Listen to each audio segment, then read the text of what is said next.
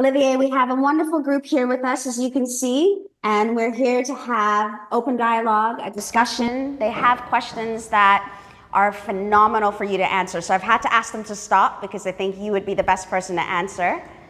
The idea really is to continue transparency and to continue to give everyone the opportunity to hear it from the horse's mouth. Mr. Franchette Manners just said something that you probably missed as you were coming on, and he said, when I ask people why they don't want destiny, they can't answer. It's because of all of the false rumors that they're getting. And I think more of these sessions will allow us to dispel them and give us the opportunity to give them the truth directly from the horse's mouth. Well, you're not a horse, but you know what I mean. And the opportunity for everyone to walk away knowing that it came from you, so there's no space for them to second guess any of the answers. I will pass everyone their phone. When you have your questions, please feel free. Everyone, this is Olivier, everyone. They'll introduce themselves when they ask the questions as well. Can you hear me? Can you hear me okay? Yes. Okay, great. Yeah, thank you for coming, by the way. Enjoy your lunch or whatever it is. It's exactly that's true, because my frustration is, of course, there's so many falsehoods being spread around, and it's very frustrating. So we do plan to meet directly with the people, have some sort of conference or whatever to address all of those things, because it's very frustrating. Because I really want to talk to everyone and explain, all the misinformation. It's very frustrating at times, but let's start with this. I think it's a very good beginning to address all of these things. Let's get some questions. Okay, good. He won't hear you in that mic, he'll hear you in the phone. No. Yeah, so good afternoon, Mr. Janssen. Yeah, my name is Don Dyer, and I have a question. Seeing that it's a sustainability zone, what I'm wondering is, how do you track or monitor to ensure that you're actually achieving sustainability? Would it be certified by BREEAM or LEED? Yeah, we have, well, I have to say, we have no contract with the government signed at this stage, right? Any contract that we sign will have to go in front of Parliament, and it has to be approved in Parliament before it becomes valid. So all the rumors that we already have a contract signed is completely false. So we're still negotiating with the government. We are in advanced negotiations, so we made it pretty far, but that might still take, I don't know how long, a couple of weeks, or hopefully sooner. I definitely don't want to have this go past New Year if we can, but we'll see where we end up. The reason why I say that is because once that agreement becomes public, and it will become public, we have to meet all and this is also a misconception with the Special Sustainability Zone Act. The Act sets the precedents required. It's almost a limitation, right? Actually, it is a limitation, because the government could today pass any law specifically for destiny, right? And have all the exceptions we wanted without having an SSZ Act before that, right? If it passes Parliament, this SSZ Act is not required. Now, the interesting part is that the SSZ Act actually limits the government and sets requirements for special sustainability zones. So it's a safeguard, right? It's completely the opposite of people saying repeal the SSZ. I don't get that, because you're basically repealing the guardrails, right? It doesn't make any sense. Tomorrow, Parliament could pass a destiny-specific act without the SSZ Act, and they could put anything in there that we ask for. Of course, they won't do that, right? But the SSZ Act is a limitation. One of those things in the SSZ Act is, one of the limitations in there is that we need to abide by special sustainability goals, right? And for example, 70% has to come from renewables, energy-wise. There's a lot of other items. All of those things are, again, put in the agreement that we're now negotiating with the government in more detail.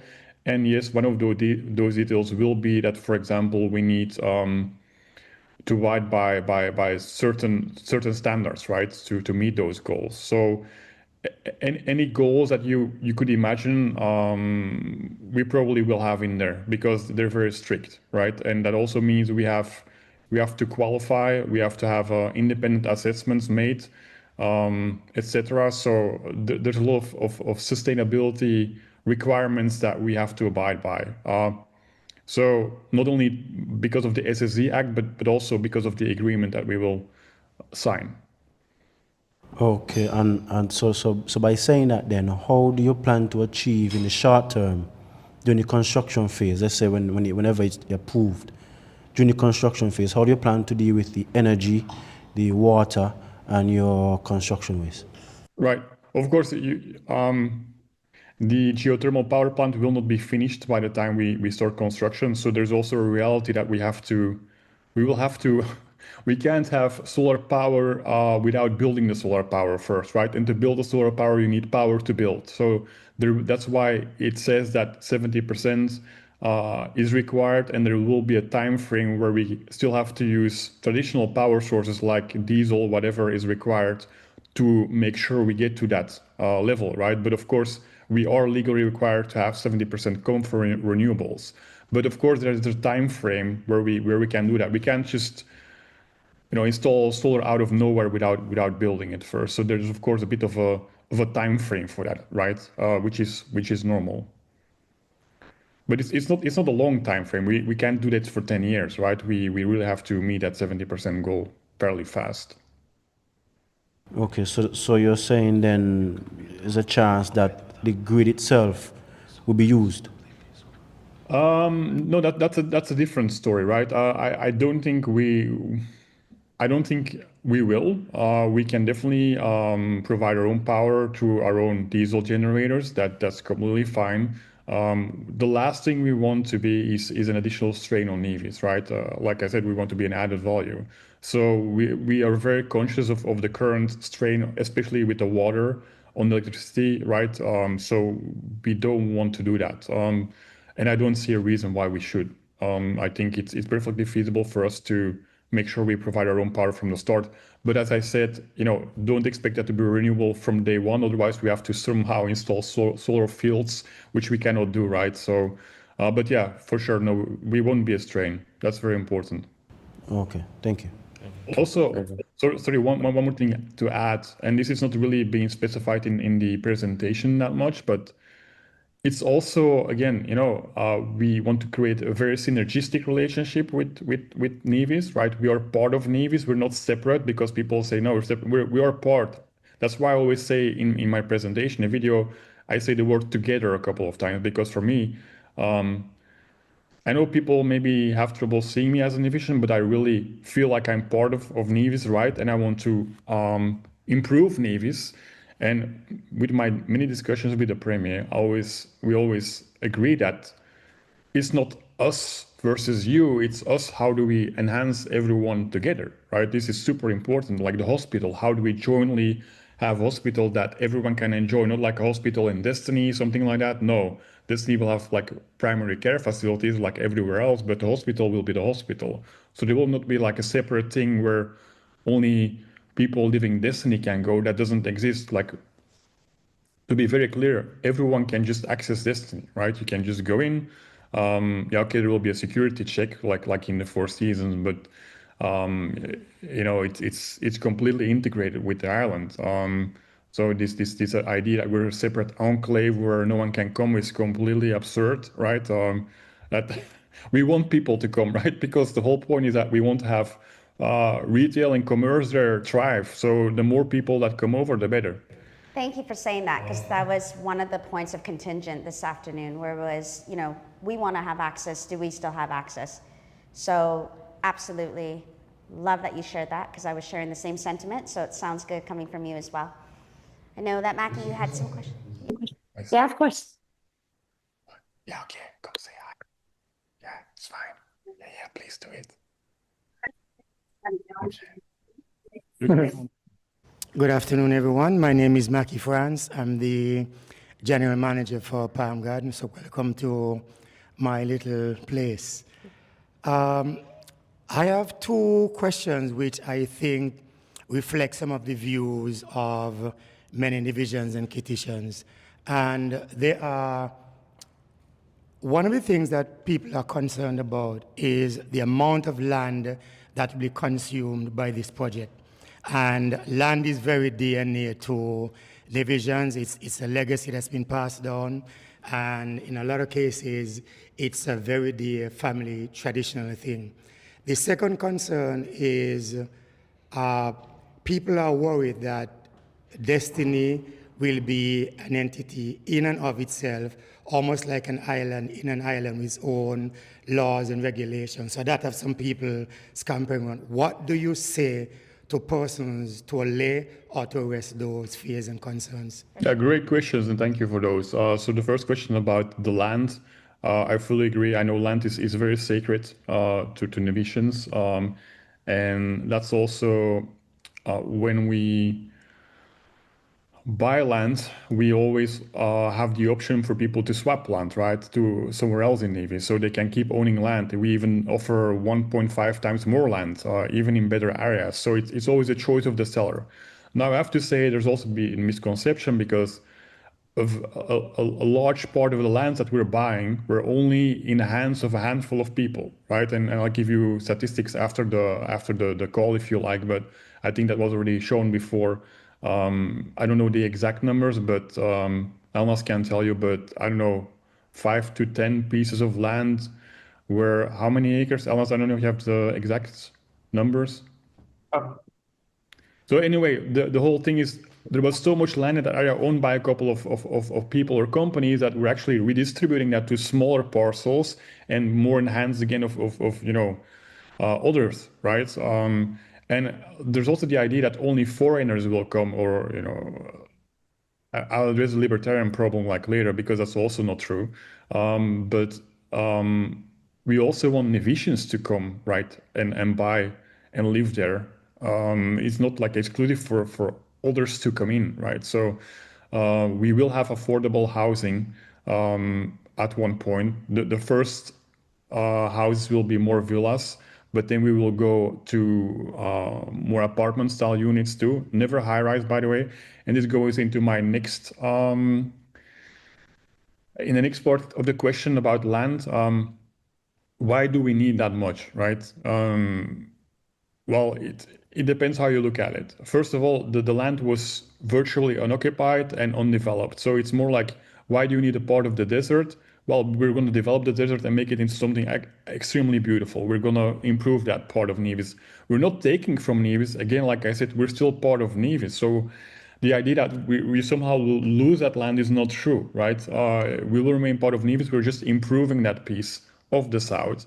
And we also want to make sure because if the smaller we go, the denser the population will be. And we want to, the Nevis nice thing, fully on board with that. And we want to make sure that it feels like a paradise resort for everyone that lives there. It keeps that Nevis natural feeling, which is so critical. And the main appeal of Nevis, in my opinion, is that you feel like you're in paradise. You can't do that if you have a small parcel of land. So if you want to keep that lush tropical feel almost, then you want that to be very, very open space. Then that's why we have a large parcel of land. I don't feel like we're taking anything away. And I'll go into the state within the stating. Just one second. Yeah, call mommy. Yeah, okay. The state within the state, also not true. Yes, any special sustainability or special economic zone is because we're the first special sustainability zone. Normally this is called special economic zones, right? You have the DIFC, which is Dubai International Financial District. There's others in the world. You have one in Panama too. I can give you examples. But with Dubai, for example, right? People say, well, that's not residential. Yes, absolutely. There's a lot of residential parts in the Dubai International Financial District. They have their own court systems, which is what makes it attractive to people. Because right now, I'll be honest, St. Kitts and Nevis, in terms of efficiency, in terms of,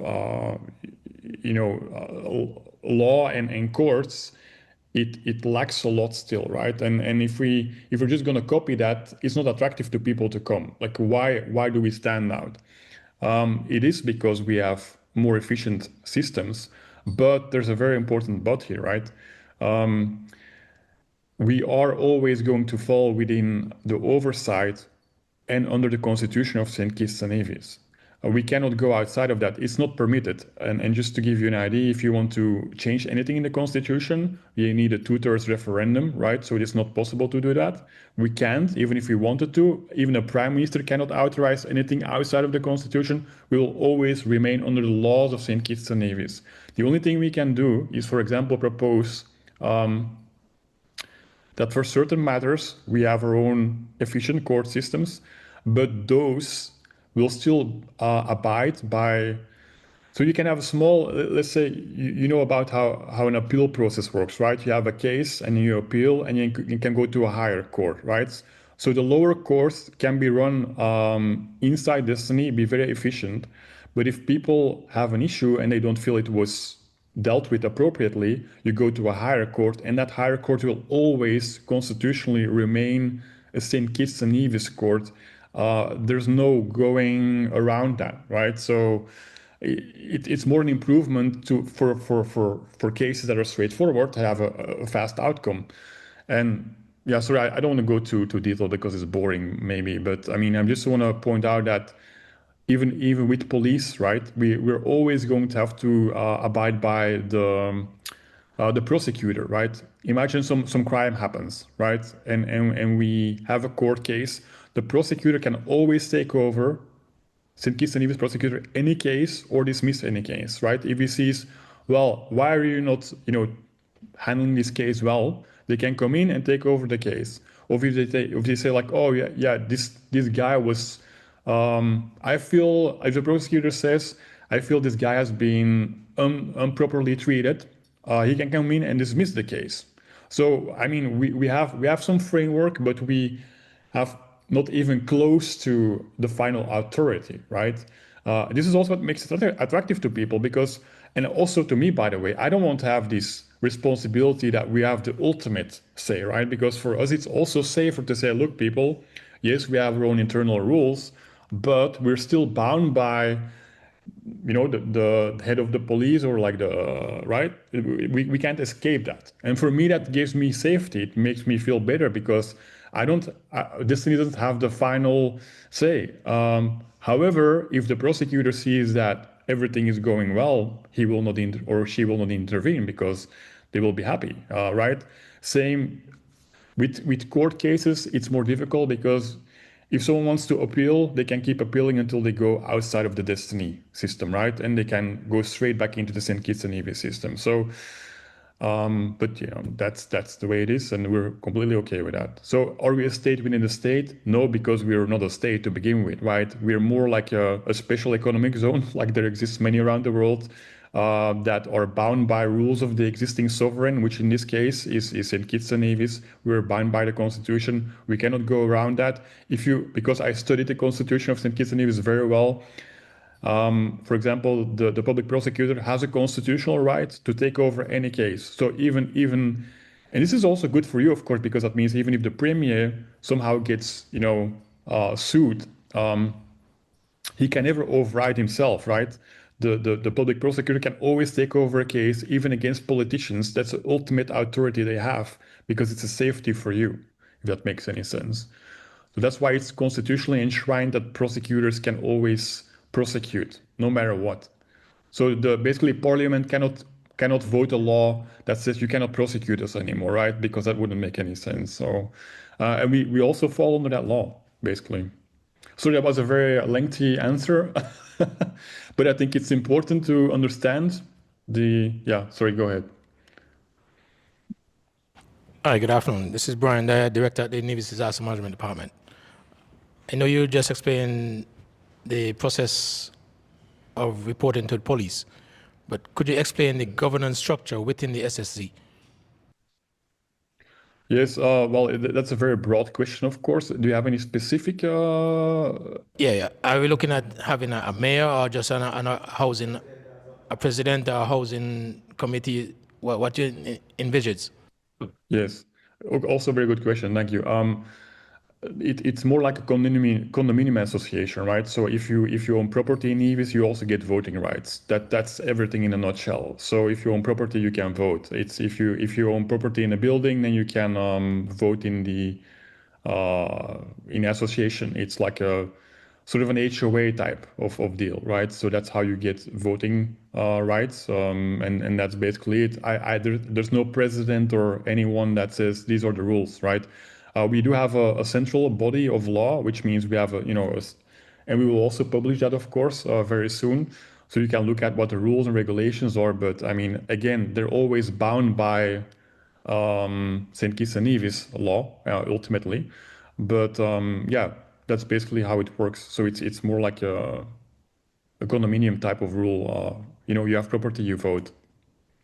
So it's more of an association then.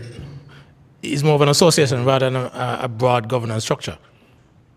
An associate? What did you say? An association. A whole more than an association rather than a physical structure, a mayor, etc., etc. Exactly. There's a body of law, like any HOA, owners association, that has a law, like how things operate. If you want to change that law, then you have to have the majority vote of the owners of those units. That's basically it. It's very straightforward. Okay. There's no special president or elections. We don't have any of that. All right. Follow-up question. As part of the disaster management mandate, we have to do risk analysis, risk assessments prior to and after impacts of a hazard, whether it be hurricane, earthquake, tsunami, etc., etc. We recognize that you are developing an elaborate environmental impact assessment. We would be interested in reviewing the impact assessment because that would ultimately impact the assessment that we provide to the Nevis administration on a yearly basis. Yeah, so the interesting part is that we do even better than that. We will have a permanently ongoing environmental impact assessment, not like a one-off and you have to abide by it. It will be a continuous process throughout the development and in the future. So it's a permanent EIA that we have, right? In terms of hurricane resistance, for example, we have strict requirements that we have to abide by. A code, like certain building code standards that we're agreeing to with the government in the agreement. I wouldn't want it I wouldn't want it differently because, of course, we want to make sure that we are up to quality, right? So we have that happily in the agreement that we're abiding by the hurricane codes and all building codes that are required to make sure we're building safely. All right, thank you. And I'll touch base with your local counterparts as we will need our contacts for disseminating information, especially for early warning. Yeah, I mean, the details of that, I think we'll have to flesh out separately, maybe in a more detailed meeting. All right, thank you.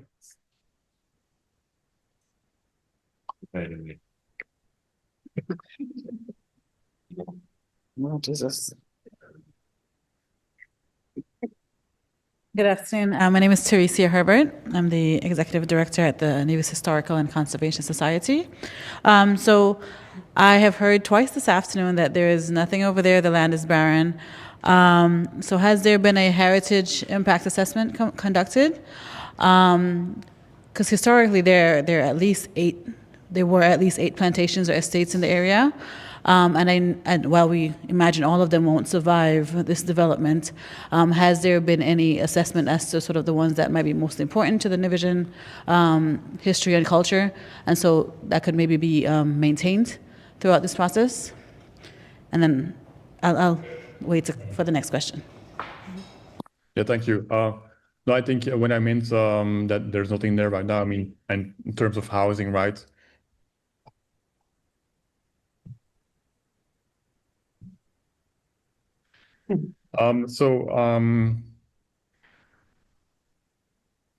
We have strict requirements to preserve any historical sites that are found. We are aware of a couple of them. I don't know the exact number, and we will obviously keep watching if we discover anything new because there is an index that we have, but I don't know if it's complete. I don't know the extent to what that was ever done, right? I'm concerned maybe they missed a couple of things. And we have a duty to report and preserve anything we find, and we will. There's no exceptions being made, right? If it's there, then we preserve it. We also have an already as part. I don't know how much I can disclose about the agreement with the government at this point, but for sure, for example, the fort, we will fully preserve that. There will also be a buffer area around that in Saddle Hill Fort.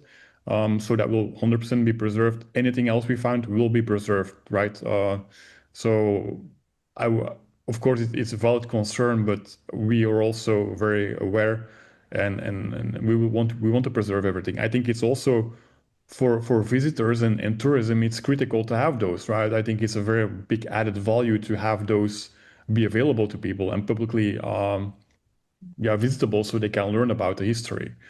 Of course, some things you might not want to actually be able to go on. Like I don't think it's maybe a good idea to have people visit that like physically where it might deteriorate, but we can.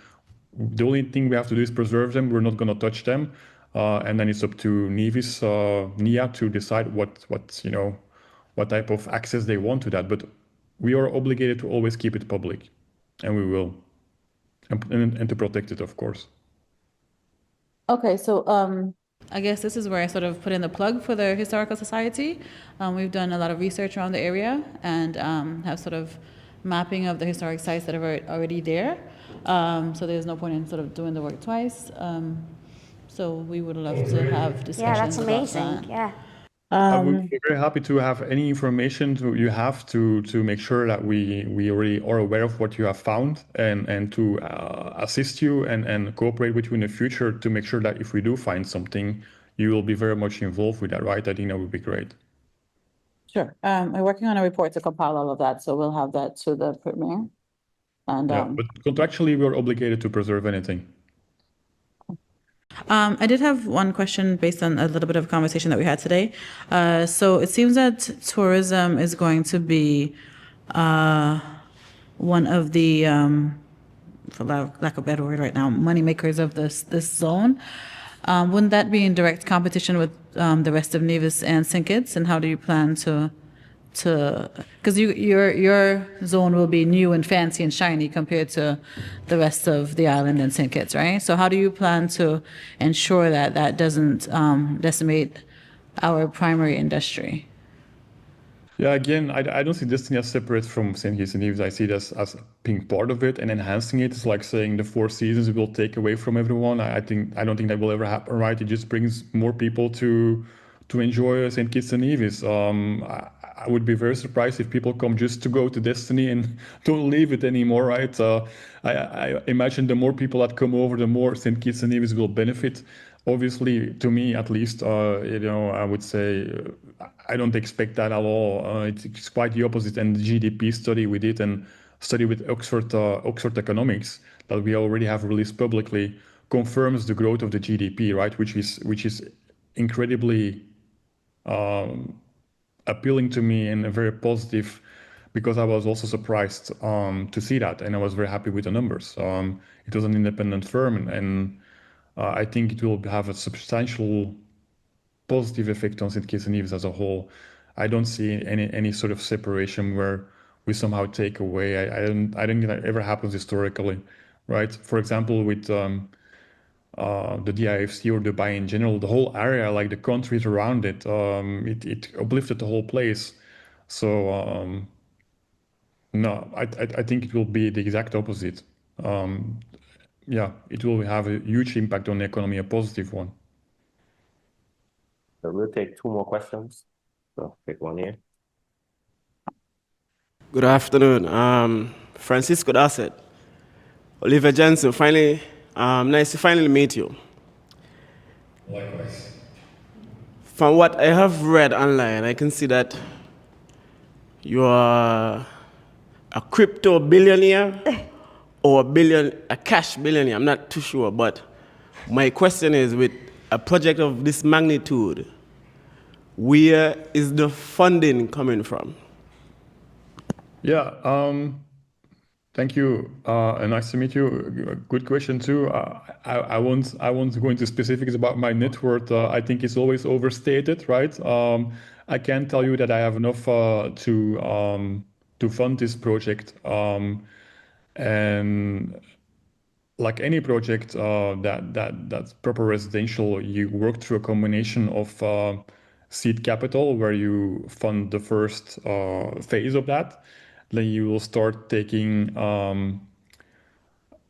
deposits or payments for the units, and that will help contribute building it. And we will abide by strict rules that we cannot spend any money ourselves and take it away, because I know in the past there were some pyramid schemes where you start building a project and then you wait to sell the next units and you take the money already, and we will have strict accounting standards that can never happen. We will also be very transparent about that.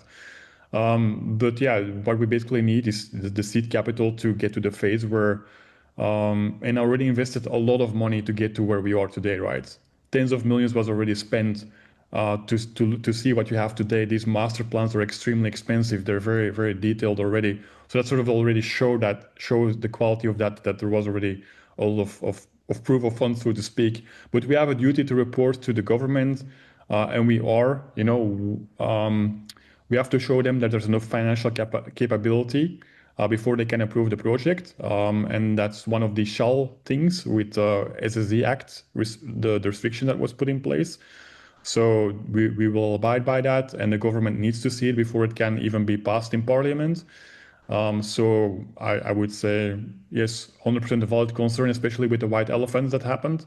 But we have to show them sufficient proof that we have the financial capabilities. And of course, we have, and we will. Get good, Hi, man. good, Make it good. good afternoon, Mr. Janssen. Nice to meet you. I think the most important question is going to be asked now, and it's why Nevis Come on. for your development? And hold on a sec, don't just answer. I'm going to put some things into context for you, okay? Just like Mr. Dar said here, I have also been seeing articles online with your face and name posted there. I'm not going to say it's you, but with your face and name posted there. And those articles are coming from like 5 years ago, 8 years ago, and they speak about interest in building a libertarian city and cities, like having your own control over everything. But I want to know if you, I want to know if you still have those same ambitions, and if those articles online are actually you saying how you feel and believe, and if that is still how you feel and believe, and if it's changed or not. That's the question. Why Nevis? Why Thank you. Nevis? Great question again, and I think it's a very valid question because it came up a lot. First of all, why Nevis? Well, first of all, I am a Nevisian, right? So it's the first place I look at, right?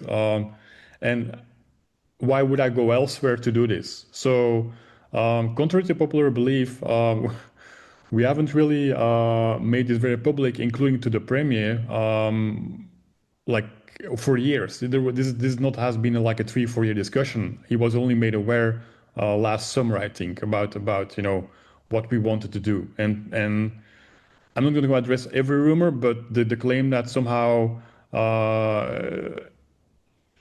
real estate agents were aware, like way up front, and it's all like this political. This is not true, right? We did start optioning land way before that, but we didn't tell anyone why we were doing that, right? Including the realtors were not aware why we were doing that. So we started probably by now 20 months ago, I think, just ballparking here.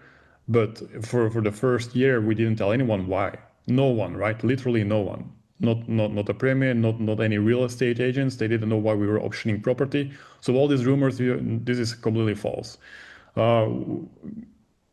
Of course, why Nevis is because I love the island. I think it has enormous potential. I think it's the most beautiful island of the whole Caribbean. there wouldn't be another place I would like to do it, right?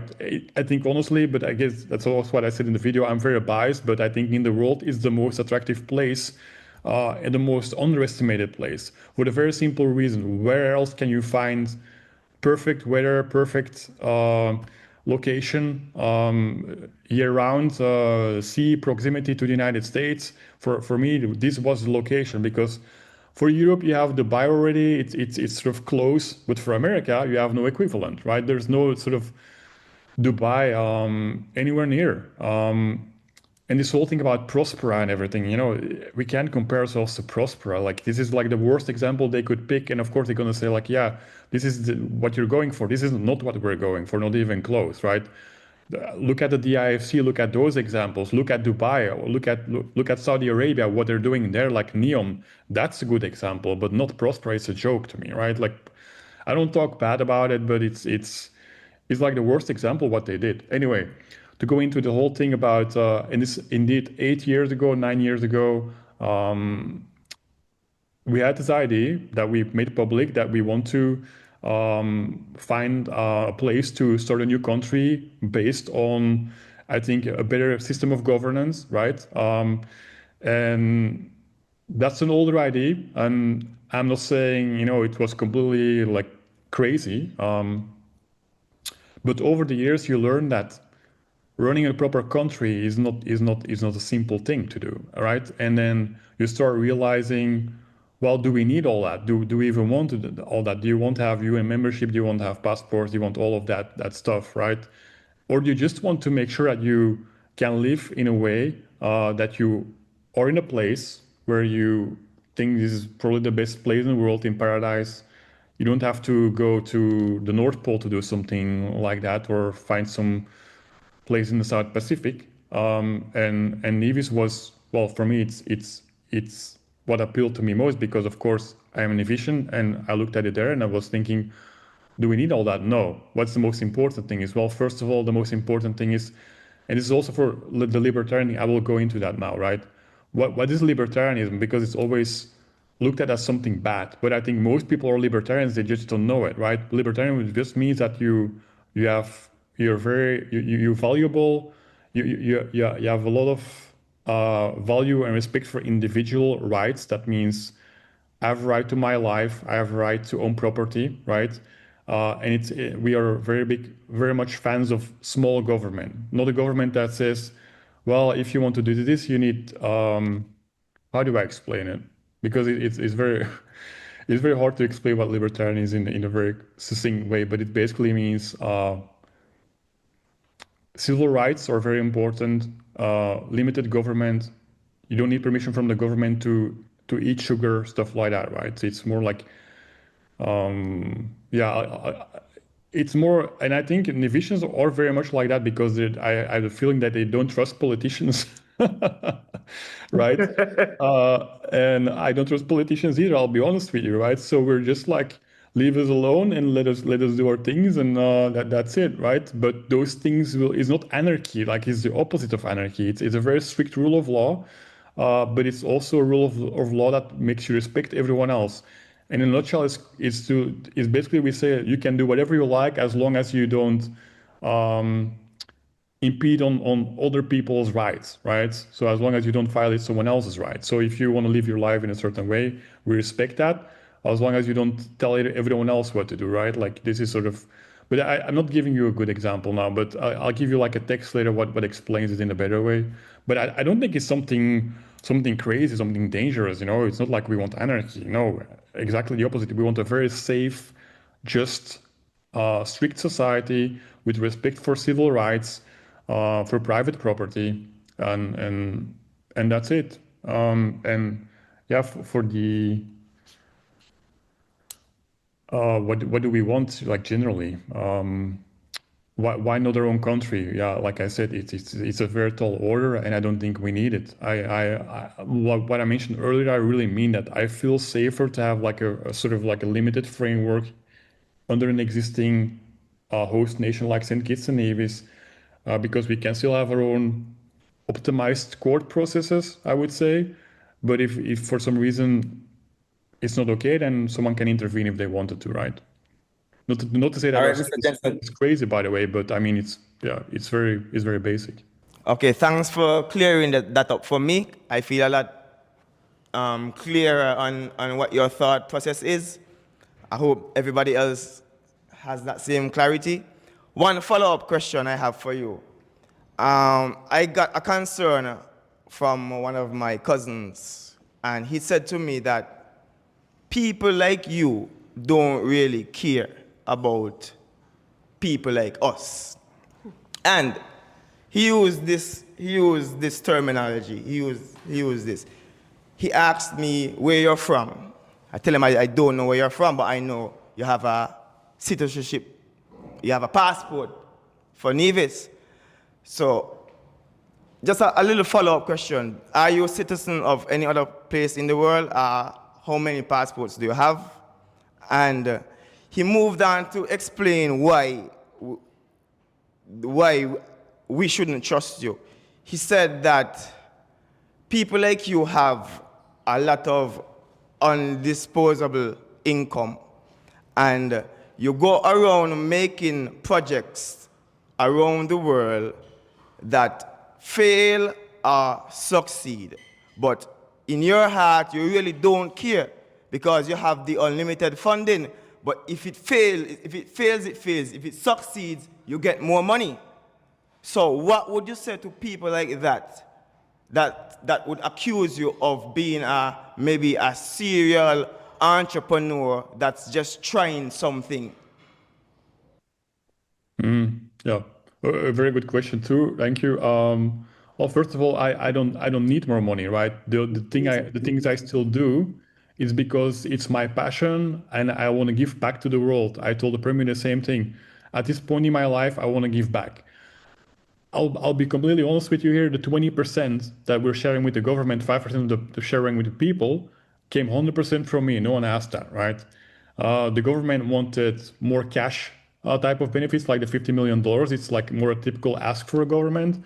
But I offered them, yes, great, we'll do that. But I would like to give more than that, right? I would like to give 20% to you, and 10% of that, 10% of everything in total, so half of the 20, we want to put in a sovereign wealth fund. And I told, and I'm just being frank here, right? I told the Premier, your government right now might be great, but what if someone else gets elected in a couple of years and it is gonna be really bad, right? We don't want to just give you a blank check every year and you can do whatever you like with it. That's why I said 10% we give directly to you, no matter who is elected, right? 10% you can spend as you like of the profit, enhance the island or I don't know, waste it if you want to. But the other 10%, we're putting it in a sovereign wealth fund, and only the interest of that fund you can spend, but in agreement with us. So we can jointly decide which project it goes to. So we have some safeguard to make sure it's not being squandered away, because governments sometimes have a tendency to spend money and not spend it properly, right? And it's a problem around the world. I'm not accusing Nevis necessarily, right? But it's just a problem. So this way we have a say and we can say, look, you guys spend it, but then please spend it on the hospital or do it properly. And we can oversee that to make sure it's spent wisely. It's not a way to control things, by the way. It's just to make sure that it doesn't get squandered away. And I think it will benefit the Nevisians, because then we have some sort of an eye on that, right? And we can make sure it's not wasted. But also I said 5% has to go to the people directly, because that's the ultimate.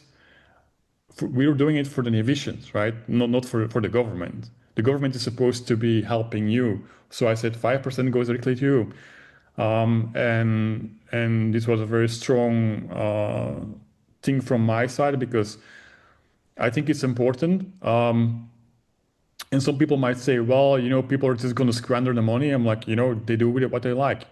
But that amount will be substantial, because if you look at it, right, if Destiny becomes successful and it becomes a new type of TIFC or like a Monaco in terms of success, right? And I'm not talking about Monaco being a country, right? I'm really talking about success level of being very valuable.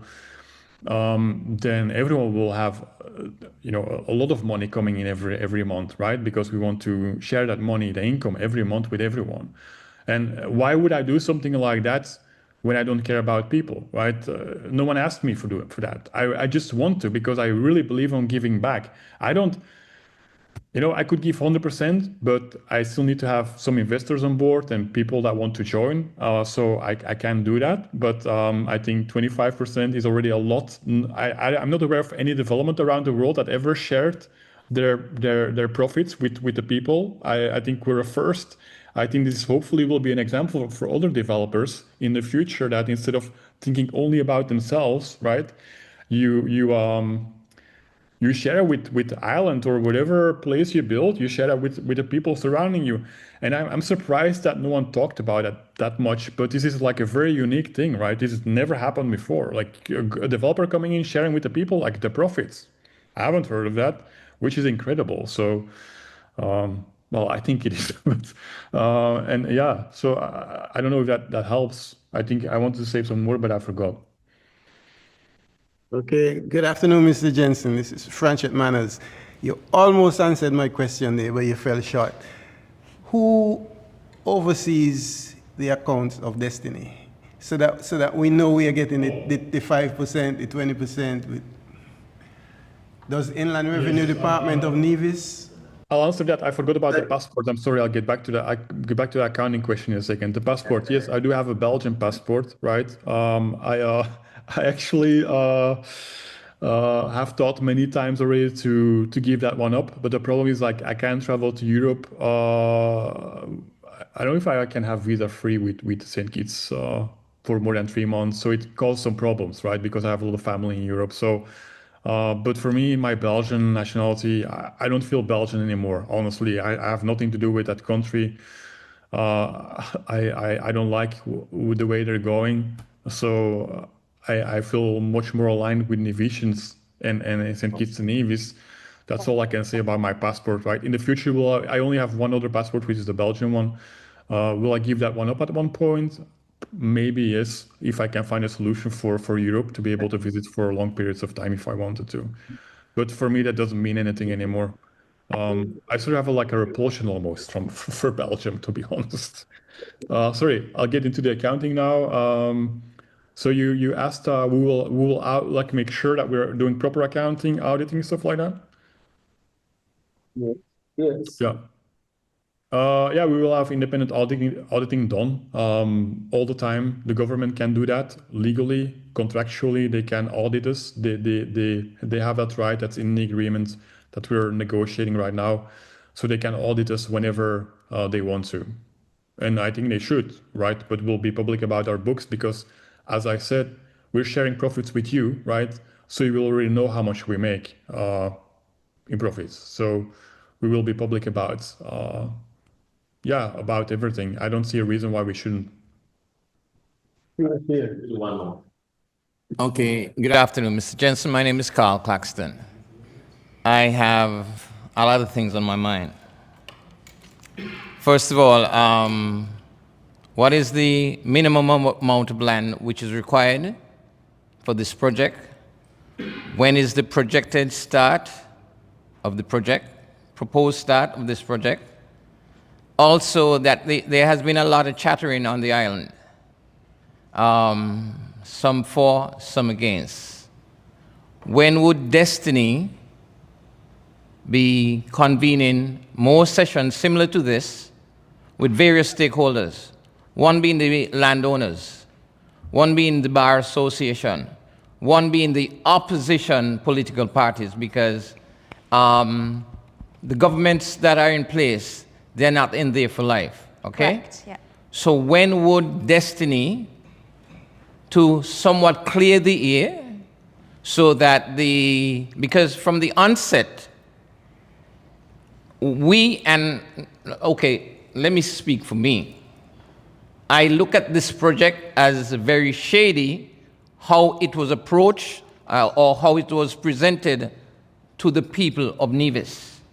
Somehow, there was a level or a degree of secrecy, and in one session, you said a while ago it was about 20 months or something, or last summer meaning sometime last year, or last summer meaning the summer just that we are in right now, because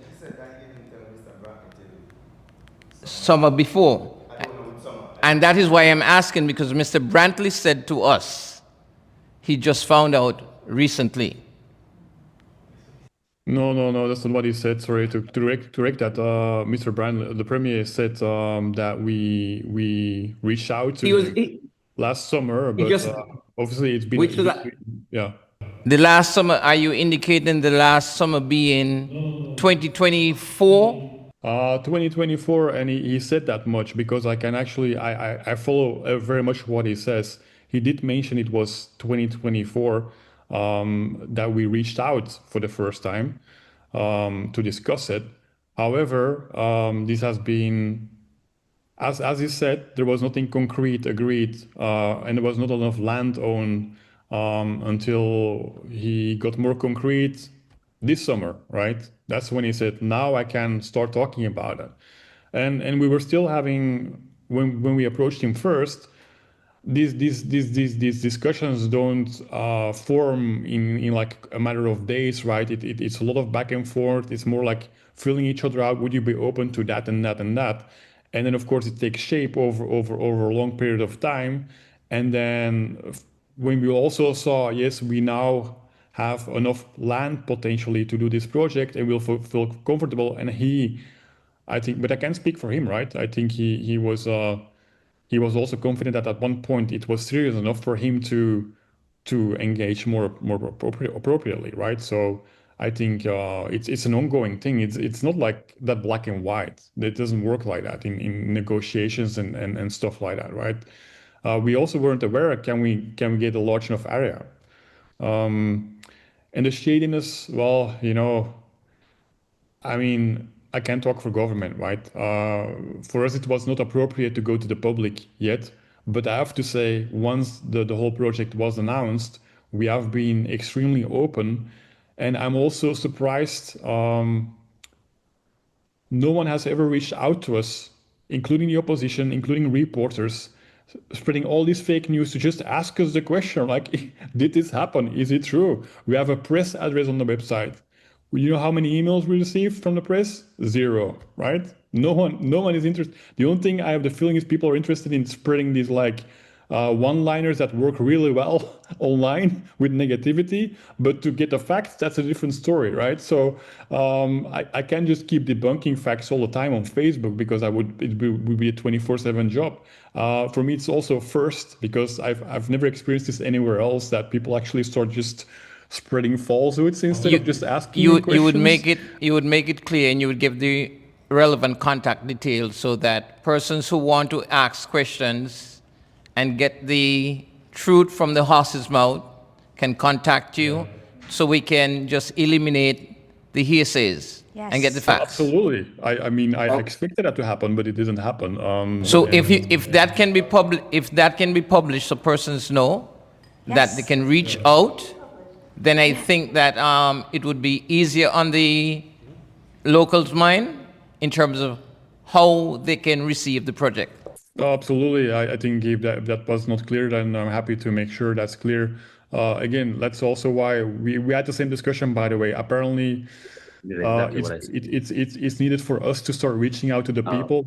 That's why I already made this video, by the way, right? The reason why I made the video was to give people the truth. I wanted to give people the information of what we have planned, because it was also the right timing, right? There was a lot of stuff spreading. I think that really changed the narrative. People finally saw the project for what it was instead of like everything that's going around. So I'm very happy to do that, and we will start reaching out. We will have a conference, some sort of conference type of town hall deal, but we will also make sure people understand that they should just ask us if they have concerns, because there's nothing to hide, right? Everything I've said so far in the video and everything else, it is just the truth. I mean, there's nothing. I mean, I don't even know what would be secretive around this deal. It's all very above board. I mean, if you would even audit all my chats and emails over the last years, it completely aligns with what I always say. So I don't see anything shady going on. There's no backroom deal being made. There's not even a contract signed with the government. People saying, wow, this is a done deal. No, there's no deal, right? We're still negotiating with the government. The SSE Act, yeah, repeal the SSE Act, like I said before. You want to repeal the safeguards that they put in place. That doesn't make sense to me. The SSE Act is a safeguard, right? Because if you don't have the SSE Act, well, basically we could have a deal with the government, pass it in parliament, and it would be passed. So it's limitations that were put in place. It doesn't enable things to happen, right? Because if you want to enable things to happen, you just pass the Destiny specific act, right? For me, it's completely absurd, this whole SSE Act thing. It's surprising, but yeah, of course, maybe it's a mistake by the government in terms of communications. I think they made it very clear that the SSE Act is actually a way to limit developments and have them abide by certain requirements, but somehow people don't believe that. But the proof is in the pudding, as they say, right? That means that it's perfectly possible today without an SSE Act to do everything that they enable in the SSE Act without the SSE Act, if that makes any sense, right? Let's go. Mr. Janssen, it's me. Oh, sorry, it's me, Mackie, again. And earlier, you had mentioned, or it was mentioned about solar energy, solar power. And I just wanted to share with the group an example of what we've done at Palm Garden. So at Palm Garden, we are completely off-grid. We are building a solar canopy which will provide power for one part of the property, including over 100 solar panels. And on the other side of the property, we partnered with Ford Motor Company, and we have a Ford 150 Lightning Platinum Series truck, which actually is a mobile generator for the property. So if that gives you any hope of what we can do with solar power for your project, that's something that can be looked at. I really like that because we're doing something similar. The first neighborhood we will build, which will be like, I don't know, 60 small villas, so to speak.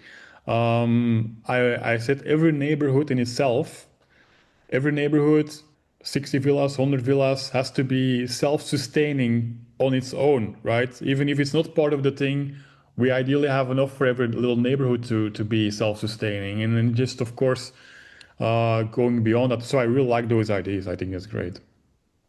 Olivier, thank you for your time tonight. And I also wanted to make sure. No, I love that. I love that. But see, this is exactly what I was telling you guys. Ask the questions. He's here.